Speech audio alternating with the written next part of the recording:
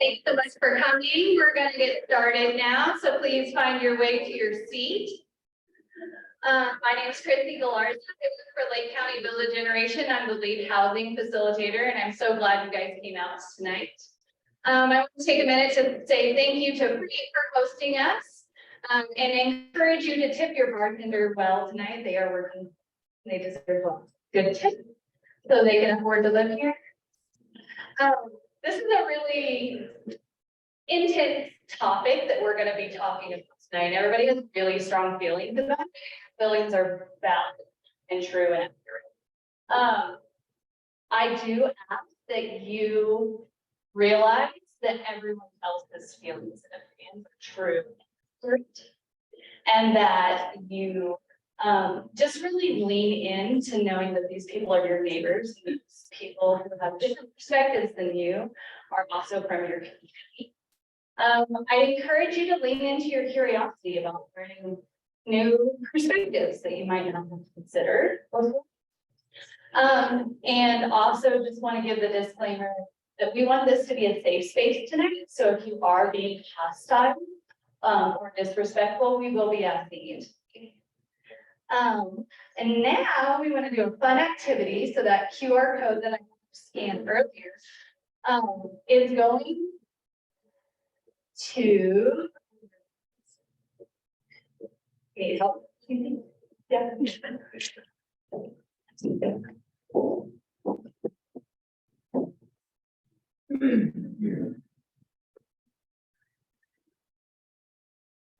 Oh, great. Some of you already did it. Great job. Oh, I forgot our language interpretation statement. Sorry, I'm going to hand it over. We're going to do this real quick and then we'll go back to our fun activity. Hello, I come here from the Community Language Conference. And I'm just here to establish language justice and encourage people to use the language of their hearts. So if you need eyes, they're back there. I encourage you to please extend your words. So I'm probably just gonna go like this. You can speak a bit slower and I can be able to understand and translate or interpret everything. And I'll say in Spanish, mi nombre es Isabel Serrano y vengo de la cooperativa de lenguaje de la comunidad en SAME y estoy aquí para establecer la justicia del lenguaje.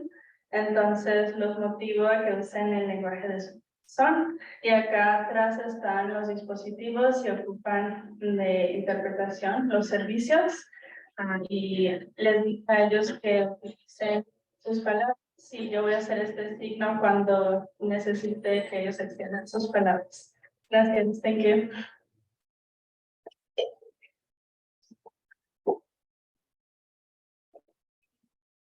Thanks so much. Sorry.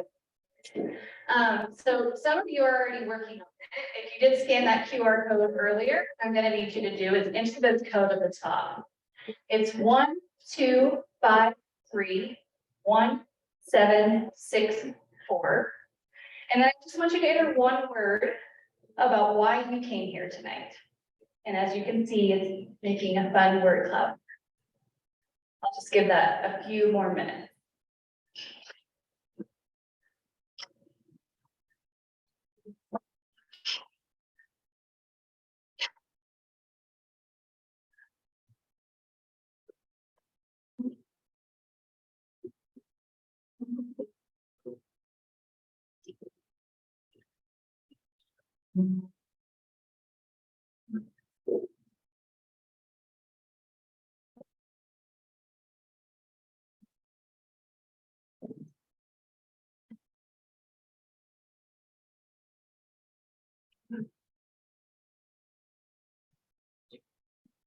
Okay, it looks like most of you guys are done. And I'm thrilled to see that the #1 reason you are here is because you care about our community. And that's what I thought was going to come up, right? You didn't decide to come out on a Wednesday night for anything other than making sure Lake County becomes the community that you want to continue living in. And so this just kind of ties back to what I was sharing earlier about even if somebody has a different perspective than you here tonight,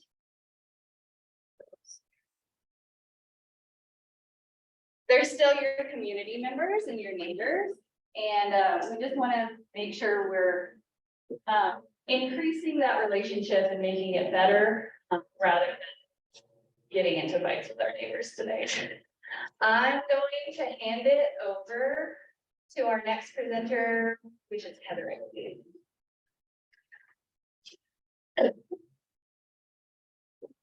Hi, good evening. Thanks again for coming. I am sitting right on the.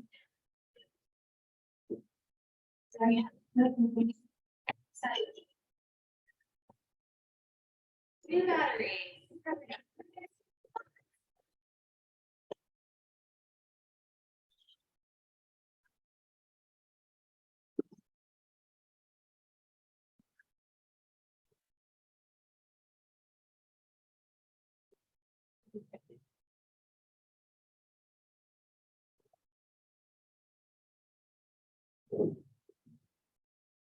Okay, how about now? I sit on the Lake County Planning and Zoning Commission, so I want to give you a little bit of background here tonight and how that works. The county oversees the regulations on short-term rental side of the city limits. So the city has their own regulations within the city limits. If you're not completely familiar on city limits end, they're 12th Street, McWorthy, and the district here. So tonight, this is the county's town hall to submit and receive feedback from everybody on short-term rentals and regulations that could be put in place in the county outside of the city limits. The planning commission is charged with the formulation and revision of the comprehensive master plan, which is the Lake County Comp Plan, zoning regulations, subdivision regulations, conditional use permits. And we also conduct specific site plan reviews associated with all of those categories above. We generally meet the second and fourth Monday of the month at 4 p.m. in the BOCC room. We are a secretary advisory to the board of county commissioners. So we make our recommendations to the commissioners, and the commissioners are the decision-making body. The short-term regulation review is a legislative process versus a judicial process. And what that means is, when it's legislative, this is more of a community type conversation. This is something where we don't have ex parte communication. We are soliciting your feedback. We can talk to you. We can talk to you. The commissioners can talk to you. You can submit your feedback throughout this entire process. Whereas in some of the other are not like that. The public comment is really, really important. So that we urge everybody share the surveys, share the information, and people can be here tonight to submit that public comment and continue being part of the process. And that will help in us, the planning commission, recommendations to the county so that they can then decide what those regulations should be. I think that's all I need to know.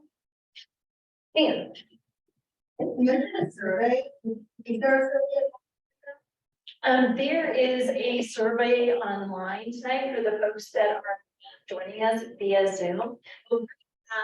Participatory exercise for everybody that's here. However, if you have an interest in that survey, I'm sure that we can get it to you. So just let one of us know afterwards and we can make sure that you get the survey as well. We just wanted our folks to be able to participate tonight too and provide us with feedback. So just let us know if you're interested. So what's moratorium? It is the temporary prohibition of an activity. And so right now, so September last year, the Board of County Commissioners put a moratorium on short-term rental licenses. So right now, we are within that moratorium period, and we are not issuing any short-term rental licenses. Other than a certain allowance that was given to any licenses in 2022 that were held in good standing.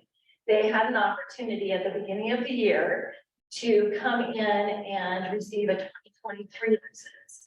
However, other licensing during moratorium period.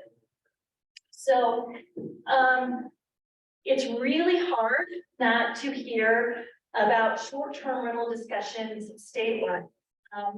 Either communities have adopted new regulations or they're like us and have taken the time out and have put a moratorium. That's true in Gilpin County, Eagle County, Summit County, Chaffey County. Either they have new regulations or they're in the process of new regulations. And locally, we started realizing first that there was a measurable increase in demand for licensing. We started discovering in community planning and development that we were getting phone calls, and if it wasn't the first question, it was in the top 3. And property owners were contemplating that in building permits and in purchasing property. So within those first introductory questions, when they called community planning and development, the building department or planning, one of those questions would be, how do I obtain a short-term rental license? Are short-term rentals allowed? Can I short-term rent? So we noticed immediately and started tracking that we were seeing a measured increase in the interest in short-term rentals. Next, we started receiving more complaints. For a long period of time, I've been with an apartment just under 10 years. And I would say for a long period of time, we didn't receive a lot of complaints associated with short-term rentals. In the last 2 to 3 years, that has definitely changed as well. So based on the degree of complaints and level of concern that we were receiving, that was another reason that we started saying, maybe it's time to take a look at short-term rentals. On top of that, we were starting to see an increase in non-compliance. We performed systematic compliance, and we started noticing that there was an uptick in the amount of unlicensed activity in the county. And then the increase in the degree of use. So we started noticing that there's a new trend in short-term rentals. Short-term rentals have expanded in their offerings. Now, sometimes not only are property owners renting, but they're also renting an experience perhaps. But there were different degrees of expanded use that the code hasn't contemplated. So we realized that our code doesn't really address all of the new trends that are happening in short-term rentals. So those were some of the local conditions.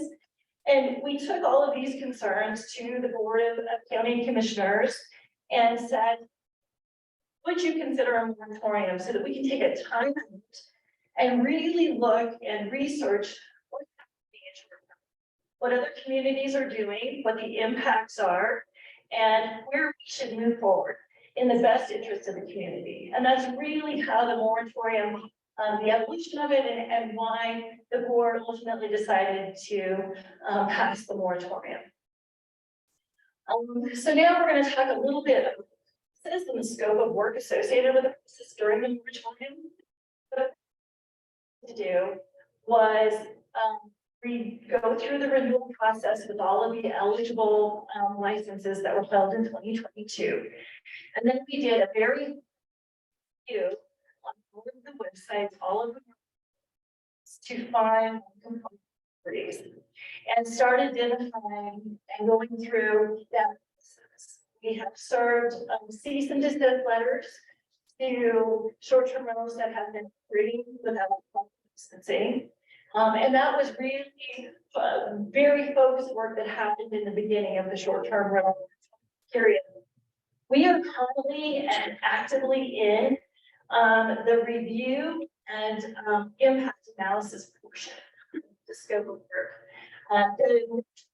for a 1-year period. And during that research, part of what that is going to look at is the impact analysis. And so I want to place that in about 4 different buckets. That's the economics of short-term rentals and the impacts associated with that. Environmental concerns. Specifically, we have identified concerns around saturation levels in areas that are served by well and septic systems that are centralized utilities. and the potential of negative effects to groundwater in areas such as that. Housing is something that was brought to us through several different areas of concern. Very Housing Coalition, the director of the regional housing authority really brought evidence forward that we really need to consider the impact of short-term rentals on our community housing needs. Community character. A lot of the complaints that have been brought forward really reflect a concern over community character. And so we really want to look into that. We want to look into the enforcement we have expanded capacity within community planning and development to really start working on a focused enforcement on short-term rentals, looking at the tools that we have in order to address that. Sustainability, we really want to look at this from an environmental lens as well as an economic lens. So I said 4 buckets, a couple of those kind of work together. Tonight, I think it's really important to let everyone know that we're really in the research phase and analysis phase of the scope of work.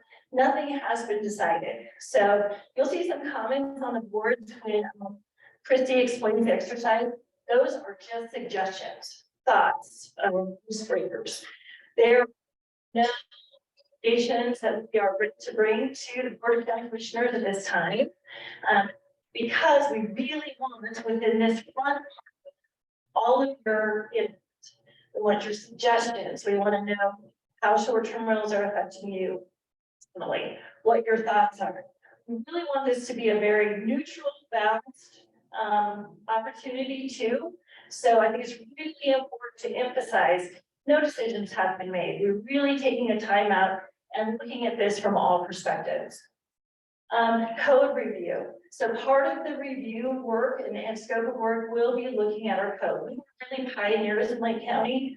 We had short-term regulations before a lot of other communities. We adopted them in 1999. We've been a model code for other communities. We did a revision, I believe, in 16 or 17, just with some minor alterations to the code. So it's also time. The industry is changing, impacts are changing, feedback is changing. So it's really time to take a deep dive into our code and see what's working and what's not, and maybe some lesson learned from other communities. Anywhere we don't need to reinvent the wheel, and you might learn how another community is really doing this well and be very supportive of the goals of that community. We definitely want to get those takeaways. We will be looking for engagement on technical assistance. We already engaged on a feasibility study, which will be looking at impact of short-term rental market value. It will also help us consider if being a result of the research, really help us kind of analyze that. We'll also be looking for engagement with other consultants as we go through this work, really making sure that this is as robust a research project as possible. We will then bring all the findings forward that through this scope of work and bring that forth in a recommendation. But before we bring that final to the Board of County Commissioners and the decision makers, get back out to the public again. We want to bring it out, we want to get feedback. We want to hear what you think and make sure that we have accomplished what and really I would say that the goal is bringing an outcome that is a very balanced, sustainable outcome. And so that's really kind of the heart of what's driving the work. So we want to bring that back out to everyone and make sure that that really resonates. And finally, of course, we will move into implementation. I will mention that having this at the end of September is very ambitious.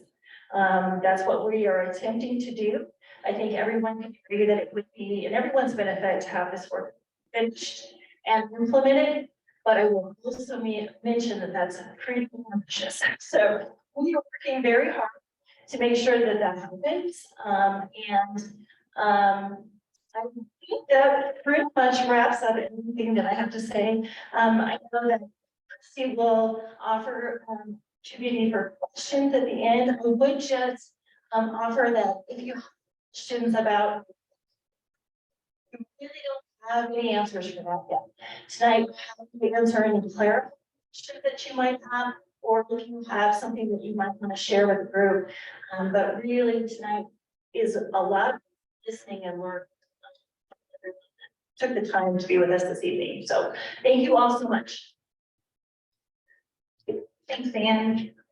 So now I'm going to explain the activity that we're going to do tonight. When you signed in, I gave you Hannah gave you 4 dots. They're little stickies. And so what I'm ask you to do is we have 2 sets of flip charts over here. The first one behind Commissioner Mudge over there are about the benefits that short-term rentals bring to our community, as well as the concerns that you might have of them. We have 5 different flip charts, one about the environment, one about the economy, one about community character, housing impact, and then there's a blank one for anything you can think of that doesn't fit into those groups. So I'd like for you guys to write some stuff down on those. And then these other ones by Commissioner Bugler over here are about regulations, either expansion of existing regulations or new regulations, thoughts that you guys have on those. And then we also have a flip chart for your big ideas. After people have written down their ideas, what I want you to do is go back and vote with your dots, 2 dots on the regulation and 2 dots on the benefits and concerns. Is that clear?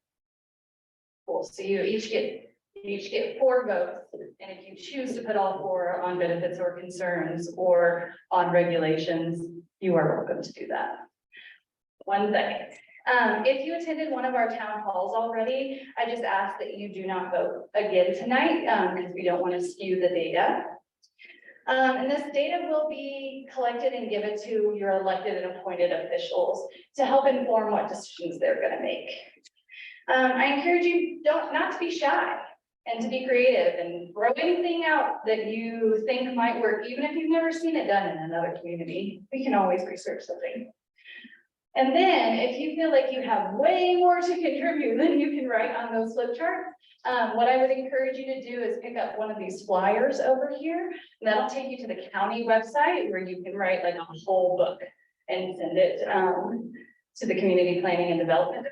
And then all comments that are submitted through there will be included in the decision makers packet. So as this data as well too, but thoughts, I would encourage that. Just make sure you put your name in when you submit that form so that they can track, don't have any duplicates, and can follow up with you if they have an answer. They can a question they can answer. And that's all for the instructions on that. Lauren, did you have a question about the dot voting? Go ahead. Can you say that we're voting for and to be anything like next to someone to get it? Yes. I would encourage you to vote for an idea on the chart. Yes. I mean, if you want to like put it at the very top with the title, you can do that. But the idea is to pick something under the category that you strongly about. Is your question about the dot voting? Yeah, like, why don't we do like a rules? Okay, I'll hold on to that one for a second. So we're gonna open it up for questions. And before we take questions on the presentation, I just have a few rules we're gonna follow. I'm gonna ask you to say your name. I'm gonna give you your microphone so everybody can hear you. We're seeking questions specifically on the presentation or on the dot voting process. If you have an idea or feedback, that's what this mechanism is for. So we're not going to field questions about that. We don't want stories tonight. Also, if someone has already asked the same question that you've already asked, we ask you not to repeat that question. And we're gonna limit questions to 2 minutes. Okay? So questions about our presentation or our dot voting activity? Sure. So we're gonna start with your name. My name's Amanda. Sorry. I know that I understand that the county and the city have different rules, but my question is there any collaboration between the city and the county? Are you trying to make the rules that you come up with kind of balance each other, or are they gonna be two totally separate, unrelated solutions? Great question. I'll give that one to Ann Schneider.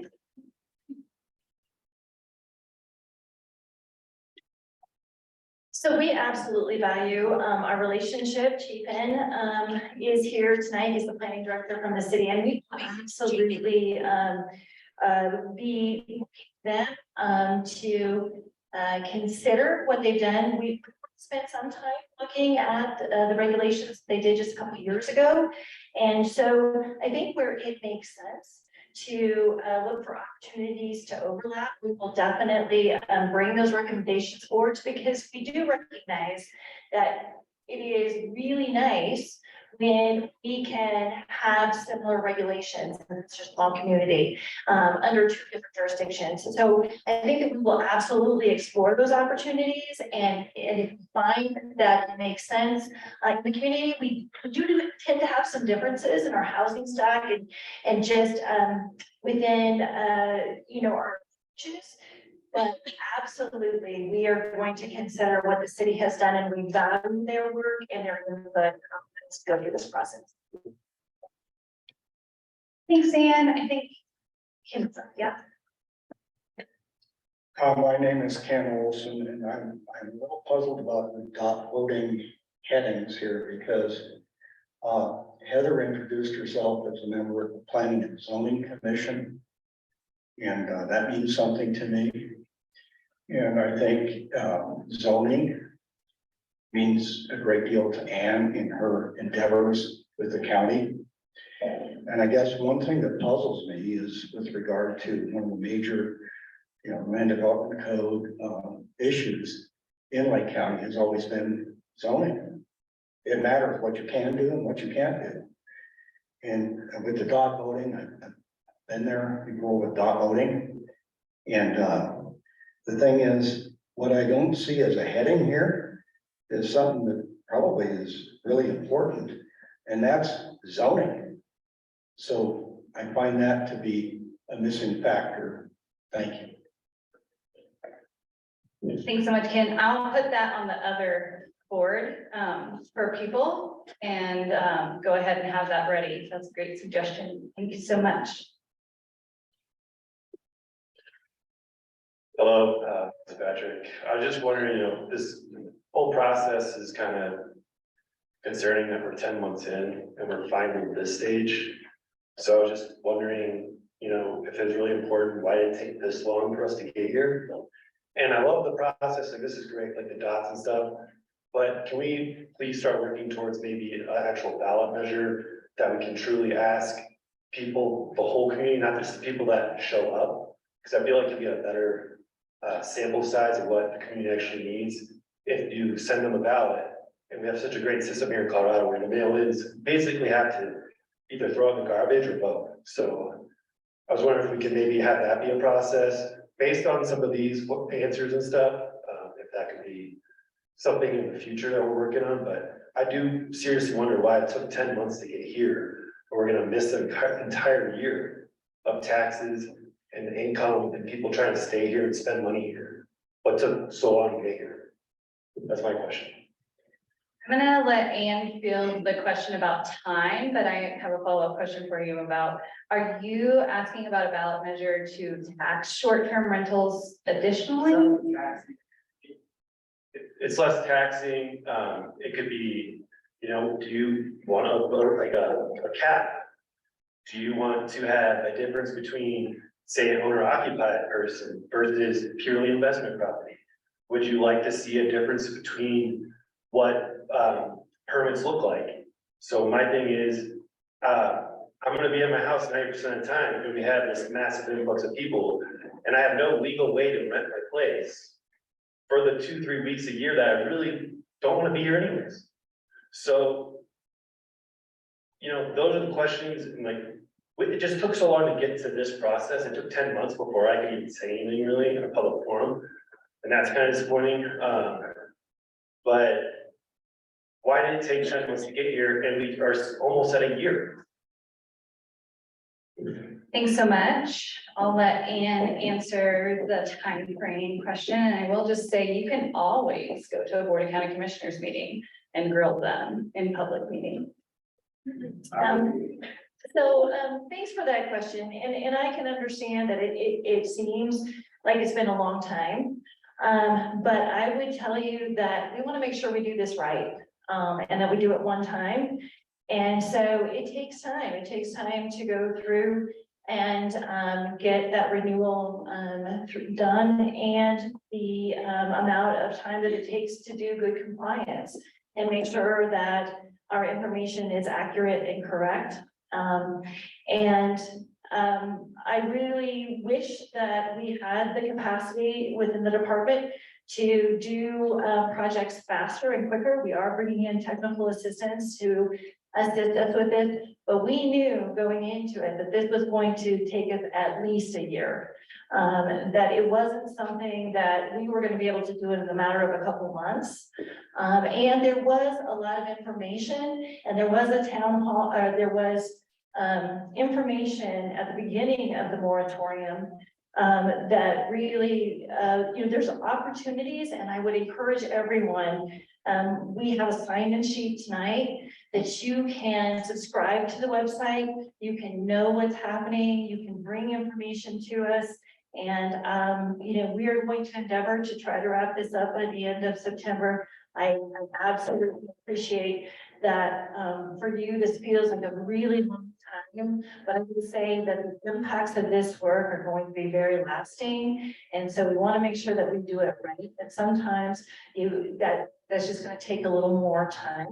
We also have to consider the other workload and the other projects that are before community planning and development right now. And so that means that we're also working on land use applications for subdivisions and conditional use permits and variances and a whole array of different things. The department does building permits, and so we have a lot of work that's happening simultaneous to this work. But we are committed to doing this with a great deal of accuracy, in depth, and bringing forth the best recommendation that we can. So I absolutely appreciate that it feels very long, but I'm hoping that at the end of this, everyone will feel like the time that we have spent and the attention that we put into it was well spent. So thank you, but I do appreciate that. The U.S. Constitution is one of the greatest documents ever, and it's a living document. Things don't need perfect first one. They can be pretty good, we can make amendments. That's all I'm asking. Maybe just do that. Thank you for your feedback. I'm going to go to Cisco, and then I'll come back up here.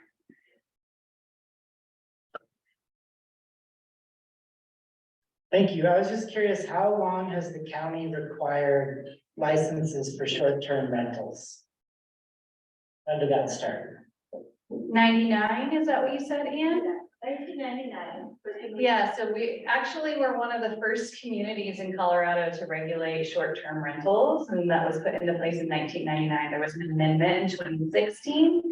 But yeah, we've been doing good. Follow up, or are you good?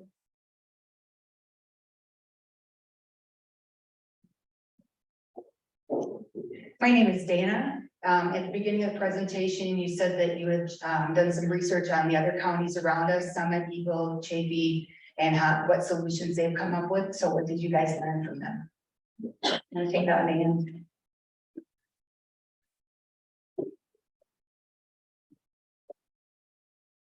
So I will offer that some of the regulations are much more complicated than the current regulations in Lake County. They consider, a lot of them have caps.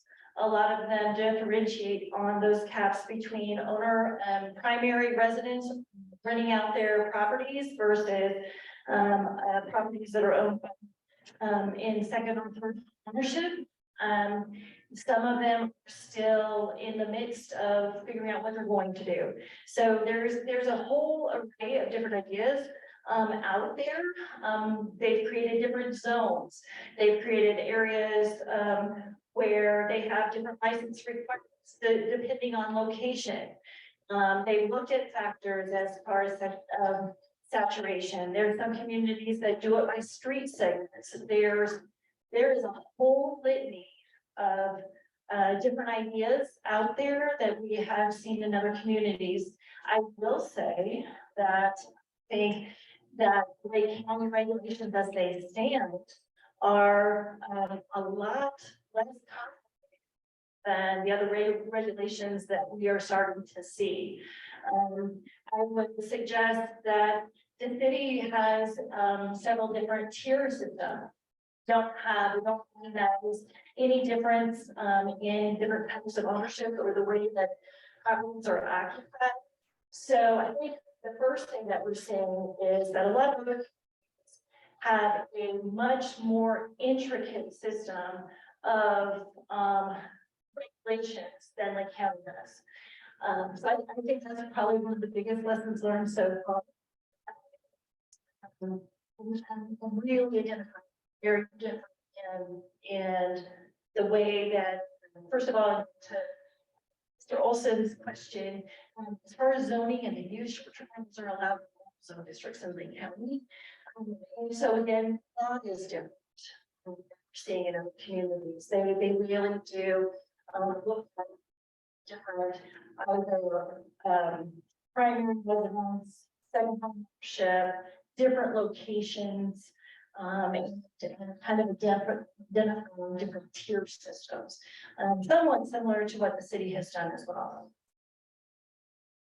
Thanks, Anne. I think you had your hand up before, yeah?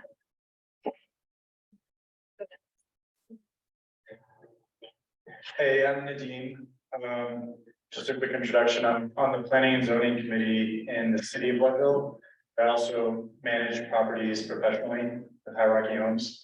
So just offering perspective from two different sides. When we went through this exercise in the city, it was really complicated. So I commend the group here for the research that they're doing and the process that they're going through. It was super contentious and took way longer than 1 year, by the way, when we did it in the city. My question is more from the perspective of data. So I was curious from the presentation. So currently, what is the total number of residences in Lake County outside of the city? And then what percentage of that are actually have active licenses? So that was my first question. The other one was, what was the growth that you saw in the last few years? So like before COVID, I mean, the way that I saw it and our trend was like, there's pre-COVID and then there was during COVID and everything just kind of went crazy. So I'm curious, like, what were the actual numbers for that growth? And then my third question, sorry, it's loaded, but what were you mentioned experiences, like Airbnb experiences that people were offering. What are the ones that maybe rubbed the community the wrong way or that we're taking considerations as to why they're a net negative for short-term rentals? So I was just curious about that. Thanks, Nadeem. 3 questions.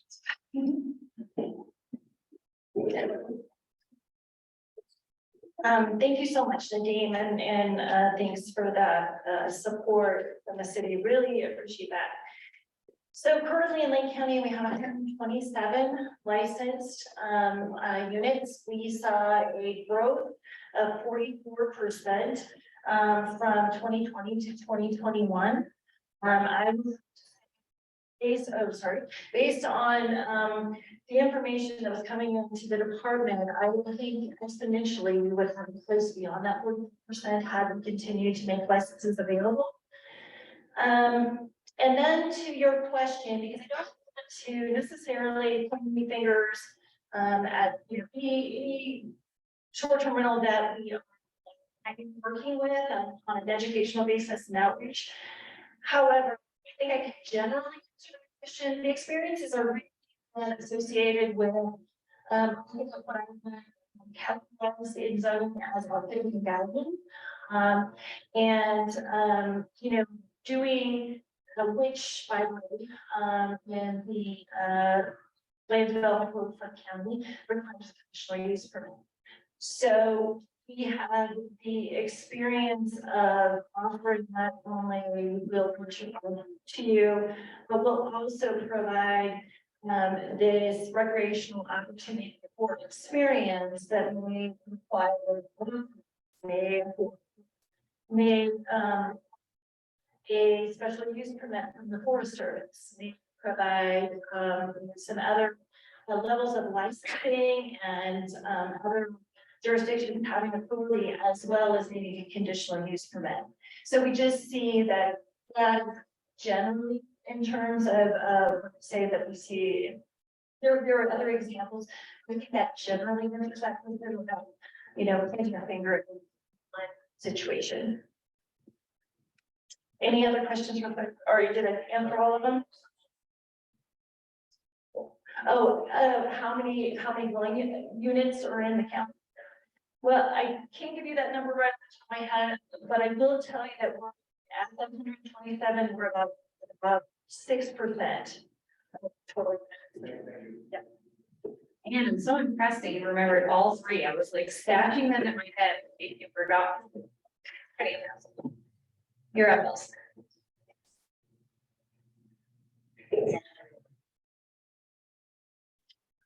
So just real quick, will there be anything going on after the dots? I'd like to know how long I have to do the dots.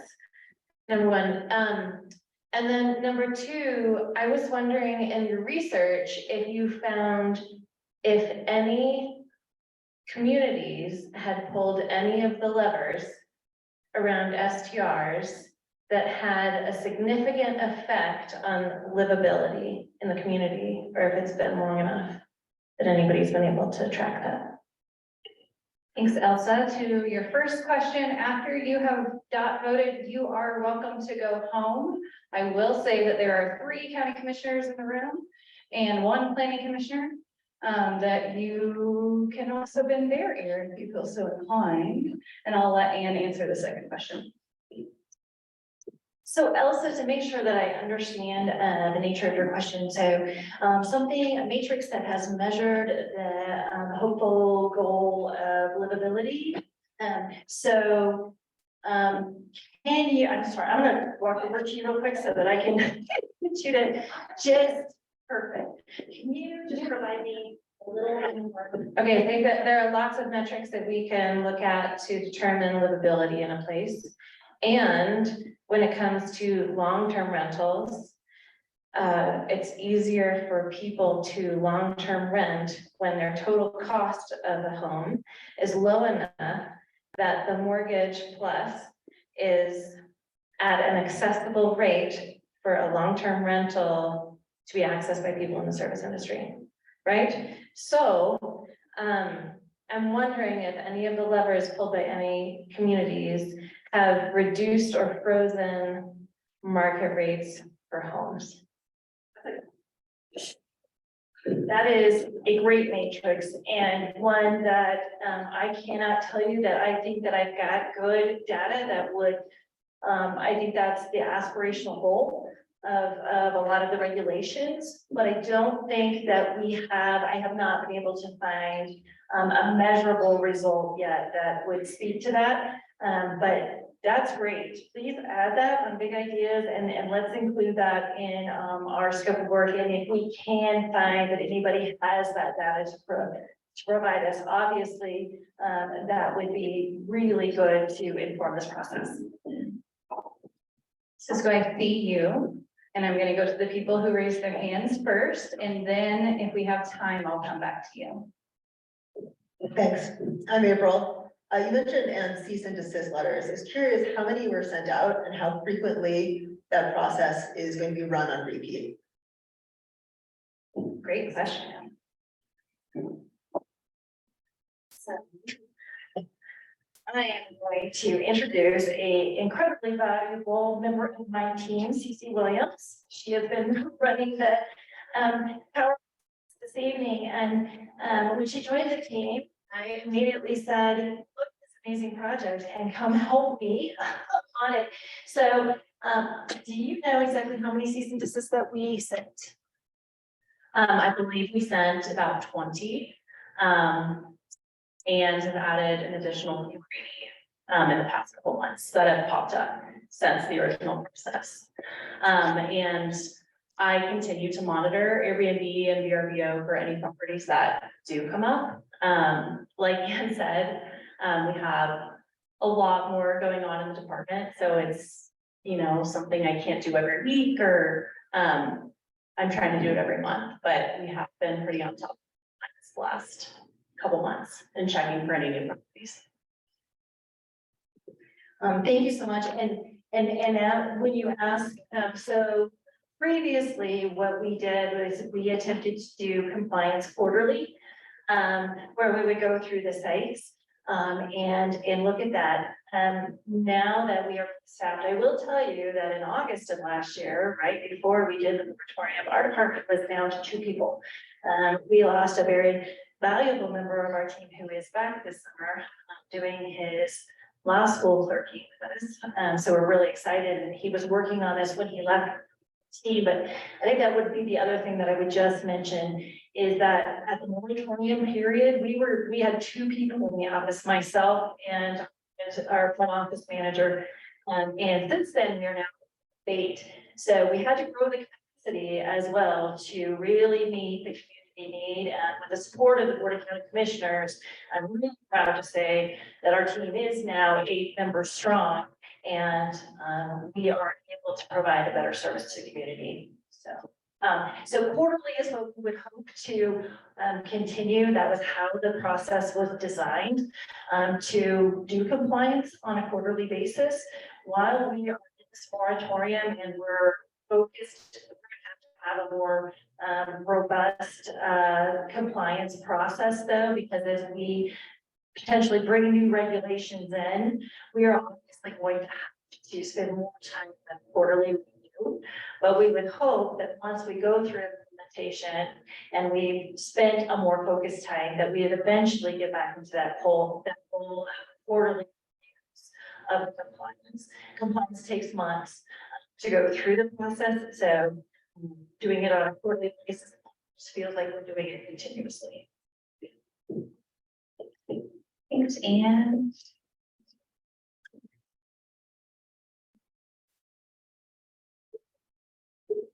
Hello, I'm Justin. Just a couple things in regards to the dot thing. I see new regulations and expansion of existing regulations.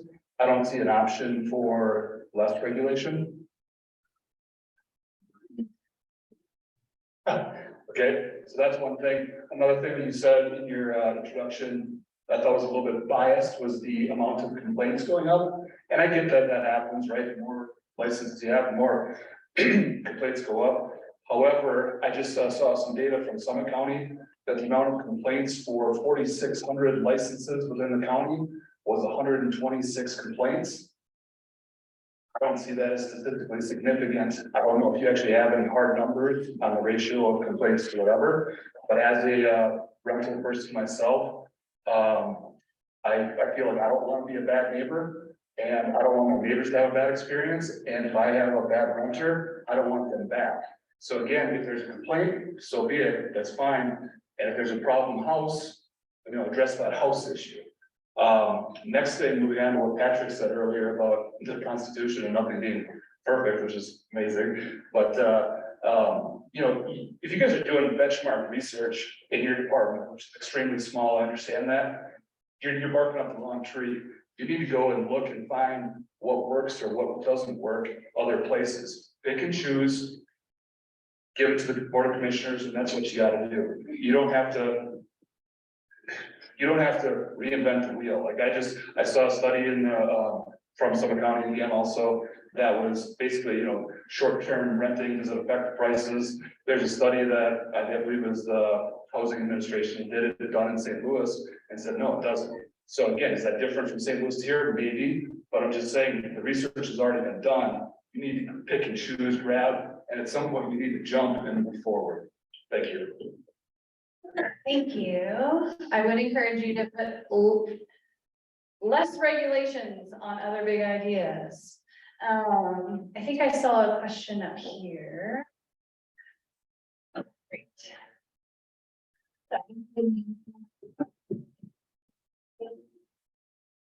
Hi, my name is Bailey. Really, my question is just how much of the research is going to be available to the public once you are done with the research? Great question. The research will be available to the public, and that's really why at the end of the work that we want to bring it out to, with the findings and the recommendations. So it won't just be the research, but it'll be the findings that we base the recommendation on. So, everything that we have is transparent. There is, any of the data that we collect, anything that we have, there's nothing within community planning and development that isn't transparent. So we very much want to make sure that at the end of this work, we're bringing forth the supportive evidence and the findings for the recommendation that comes before the board. So great question. It will. There's nothing that we have within our department that can't be viewed by the public. Sorry. And Bailey facility. Yeah. Hi, hey, I know the really concerned about housing opportunities and creating more housing opportunities. And accessory dwelling units has come up recently, and those are, I guess encouraged. I guess I'm worried about unintended consequences.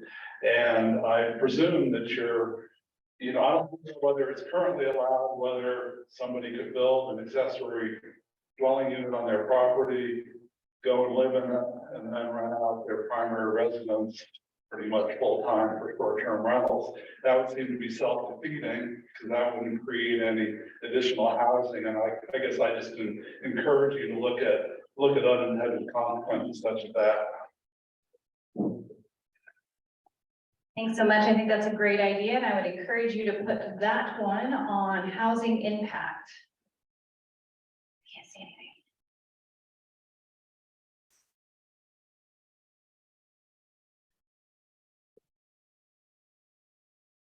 Thank you. I'd like to offer just something that I actually wanted to write down so that I got it perfectly clear and respected everybody else's time.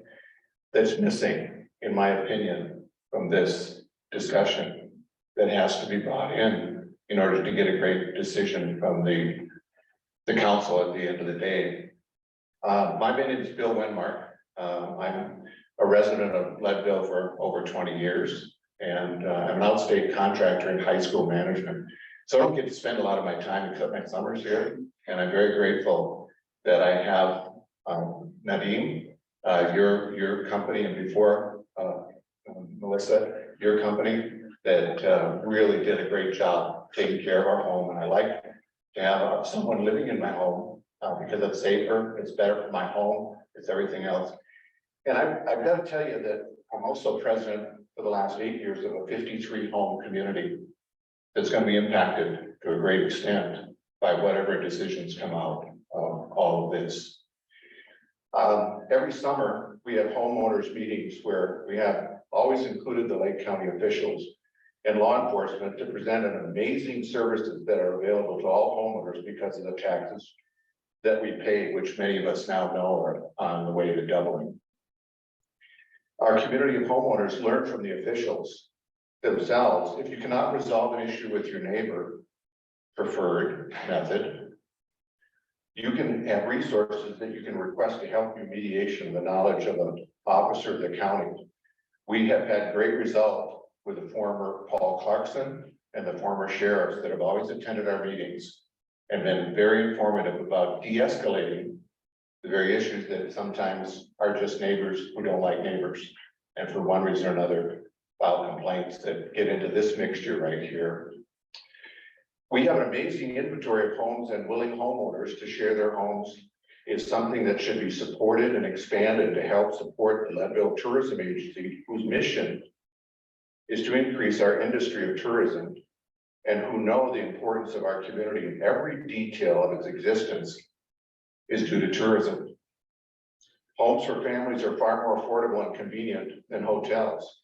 Outstanding property managers like Nadine, Melissa, and others, and live-in owners as well, that are doing the Airbnb, do an outstanding job of welcoming tourists to our community and introducing them to the wonderful, abundant opportunities for their visit. Without tourism,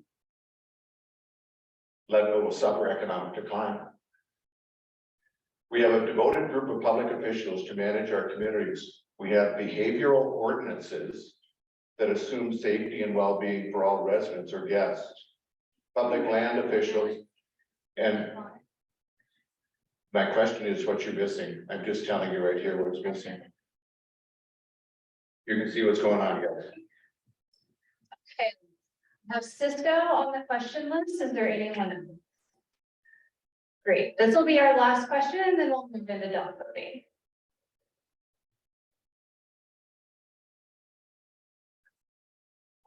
Thanks, Christy. Cisco Tharp, is there any research you're aware of where regulation of short-term rentals has negatively impacted tourism? Like nights stayed, money spent, number of tourists? Thanks, Cisco. And do you want this one? Okay. When I was researching, the short-term rental size, the lodging accommodations tax increase within the city limits, I contacted every single municipality that had raised that, within the city of Leadville, and none of them had reported, decreased tourism. There's not an official study that has ever been done. A lot of these things are new-ish, and they're difficult to quantify. So I would say what I know is anecdotally, no. No hard data. Mr. Winmark, I just wanted to totally give you the opportunity. I think that you've got valuable research and information. And so I would love to meet with you, or the commissioners are here as well. So we would love to hear what you have to say. We just wanted to limit the comments to 2 minutes during this time, but in no way do we want to not hear what you have to say. So whomever you would like, you have okay, awesome. We would love that information. And like Christy had said previously, there is, if you don't feel like you've had enough opportunity tonight with the 2 minutes, please, we have a form on the community planning development flyers here, like Christy said, where you can write as much information as you want. So, Mr. Winmark, I just wanted to, Chris was absolutely, just remind everybody of the 2 minutes. So thank you so much, Christy. But we definitely want to hear what you have to say. So please know that there's an option for that. Thank you so much. Okay, Commissioner. Thanks for that question, Cisco. I was trying to, I think that's a good kind of counter question to Elsa's question.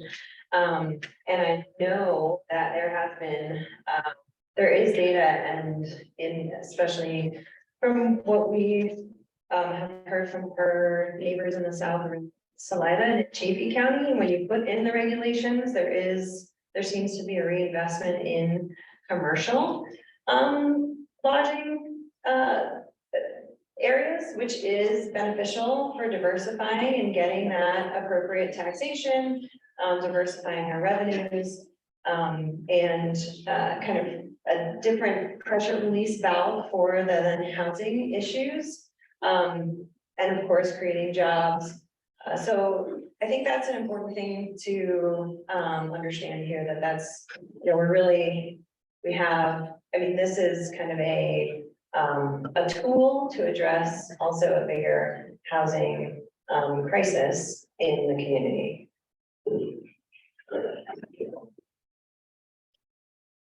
Okay, you guys are all free to go write your ideas and start your dot voting. And then feel free to circle back to any of us if you have any additional questions or you just want to. Thanks so much for coming tonight.